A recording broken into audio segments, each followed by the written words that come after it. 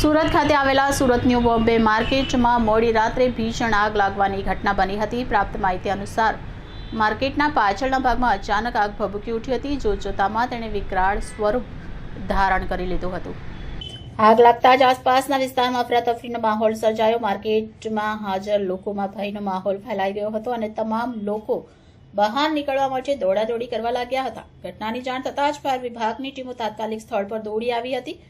Fire વિભાગની ટીમોએ આગ પર કાબુ મેળવવા માટે પાણીનો મારો ચલાવવાનું શરૂ કર્યું હતું। ઘણા કલાકોની કાબેલિયત બાદ આગને ફેલાતી અટકાવી દેવામાં આવી હતી અને આખરે ફાયર કર્મચારીઓએ આગ પર સંપૂર્ણ કાબુ મેળવી લીધો હતો। જો કે ત્યાં સુધીમાં માર્કેટના પાછળના ભાગમાં રહેલો માલસામાન બળીને ખાખ થઈ ગયો હતો। સદનસીબે આ ઘટનામાં કોઈ જાનહાનિ થઈ નથી। આગ લાગવાનું ચોક્કસ કારણ હજી જાણી શકાયું નથી। પોલીસ અને ફાયર વિભાગની ટીમો આગને કારણે થયેલા નુકસાનનો અંદાજ મેળવી રહી છે અને આગ લાગવાના કારણો અંગે તપાસ હાથ ધરી છે। પ્રાથમિક અનુમાન અનુસાર શોર્ટ સર્કિટના કારણે આગ લાગી હોવાનું મનાઈ રહ્યું છે, પરંતુ સત્તાવાર પુષ્ટિ હજી સુધી થઈ શકી નથી।